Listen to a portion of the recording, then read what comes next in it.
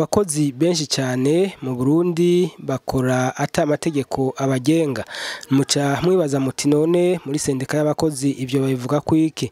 Christophe Ndayishimiye umwe mu barongoye sendika yagize icyo bivuga ko mu gihe sendika Kosibu yari yatunganije uruganda kugira ngo bahanahane ivyumviro nabo basangiye amabanga. Reka tumwumvirize. Je nitwa Christophe Ndayishimiye nkaba nkora mu gisata c'amasendika cyane nkora mu gisata c'amasendika yo ngaha mu karere ka East African Community.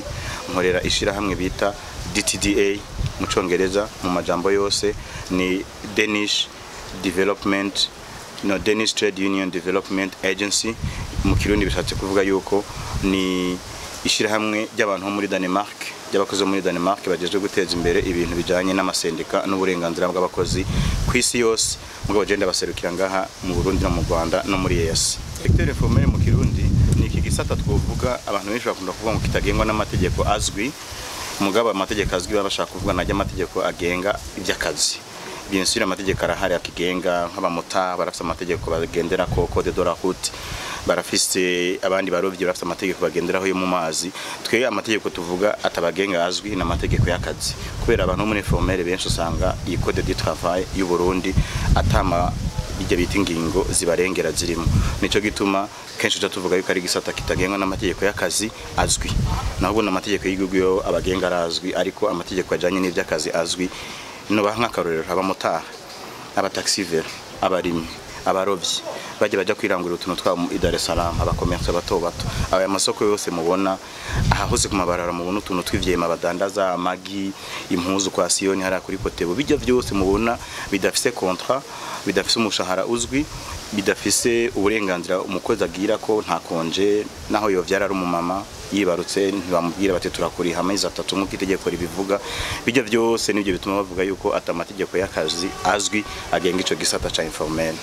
None ubwo kubaho atamategeko hariho ico gisata kirimo abakozi batazwi n'amategeko, amategeko tuvugazwe, ubwo nivyo biva ku kene bw'abakoresha bamwe usanga babwirizwa guha akazi kenshi abakozi babo. Ico kibazo urabona si kibazo c'ubu, si cyo muri imyaka, ni kibazo cyo kuva kera kijanye n'ingendo y'ibihugu bikiri mu nzira y'iterambere. Ibihugu byose wumva aba Burundi, za Rwanda, za Uganda, za Malawi, za Mozambique, iyi Afrika yose yo munsi y'ubutayu bwa Sahara, yo munsi ya desert, yo munsi y'ubugaragwa yose usanga ingorane turayihuje nuko nyene imeze. Ivana niki iyo ngorane ivana nuko igihe twikukira ya myaka ibihugu byako biraronkamo independence, amategeko yakijya gihe yaraba abantu b'abakozi b'abakadire ba leta gusa, yaraba abasoda, karaba polisi, akaraba n'abantu bo muri leta. Kijya gihe rero igisata ca informel kw'isi nicari bwatera imbere, nico gituma abantu badukoronije badusigiye amategeko, ico gisata atakiraba cyane. Rero mu nyuma ingorane havuye haba nuko uko intwaro zagiye zirabisikana, ico kibazo ntibagiye baracitaho cyane. Nico gituma n'amasendika nk'ubu twagihagurukiye.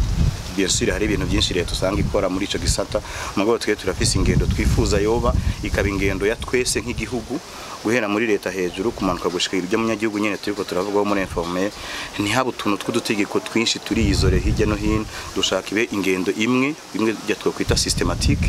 Nico gituma twababwiye ijya recommandation amajana 24 ya BIT ni ibiro mpuzamakungu bijejwe abakozi n'akazi kw'isi, barazanye itegeko bita recommandation 204 ryasohotse muri 2015 risigurira amareta yo kw'isi mu bihugu bikenye cyane, risigurira amasendika, risigurira ama association y'abemployeurs neza ingene dushobora gufata kijya gisata ca economie informelle buke tukagenda tugiformaliza, bijye bita guformaliza gushika nkaho mu myaka 5 canke 10 tuzosanga hari biharuro byagiye biramanuka. Mbende nkiri kuri ico no babwira yuko mu Burundi ivyigwa byerekana yuko ivyigwa bagiye baragira byerekana yuko abakozi 80% mu Burundi, 80% y'abakozi bo mu Burundi bari mu gisata kitagengwa n'amategeko y'akazi azwi. Hama ucyushira ko nabo mu burimyi n'ubworozi bica biba 90%. Urumva amategeko dufise ubu agenga ivy'akazi kenshi usanga araba 10%. Bakora muri leta, bakora muri secteur privé iri structuré, mugabo ugasanga hariho 90% y'abandi banyagihugu b'abarundi bari hajya mu ibarabara batazwi, agateka kabo gahonyangwa, atagira contrat, atagira congé, n'umushahara bamuhereza hajya nyine bakavana ko ntibica kuri konte, nta deni yoronka muri banke. Ibyo bintu byose nibyo recommandation 204 ya BIT yigisha amasendika n'abakoresha na leta ingene ico gisata bo kizanamo amategeko azwi.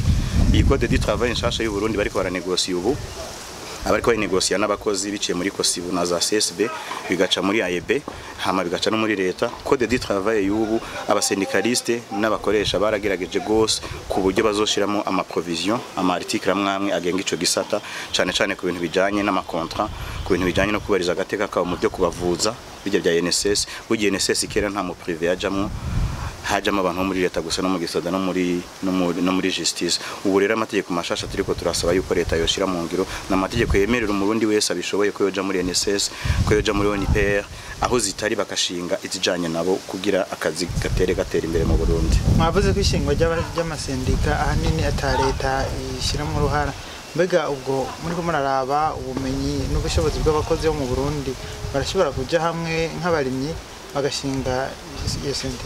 Ego cyane birashoboka, kubera deja mu Burundi hasanzwe hari ingendo y'amakoperative, hasanzwe hari ingendo y'amashira hamwe aya mutwita ama association sans but lucratif, hasanzwe hari ingendo y'amacaisse sociale mu banyagihugu, ubarazanye n'ivyibirimba, barazanye bya nawe nuze.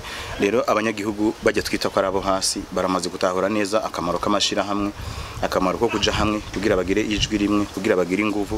Ayo mashira hamwe rero sero ya recommandation na ndababwiye 204 bivuga recommandation ivuga yuko tugenda mu association, tugenda mu cooperative asanzwe ariho, tukabigisha ikiciyumviro cha travail decent, akazi kabereye, abavyemeye tukabashira mu sendika, abashaka kwigumira mu association bakagumayo.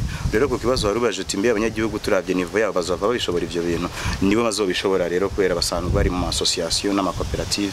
Kwari ugukwegera ko gusa tukabihinyanyura gatoyi, kubera association isanzwe na sendika byose n'amashira hamwe y'abantu.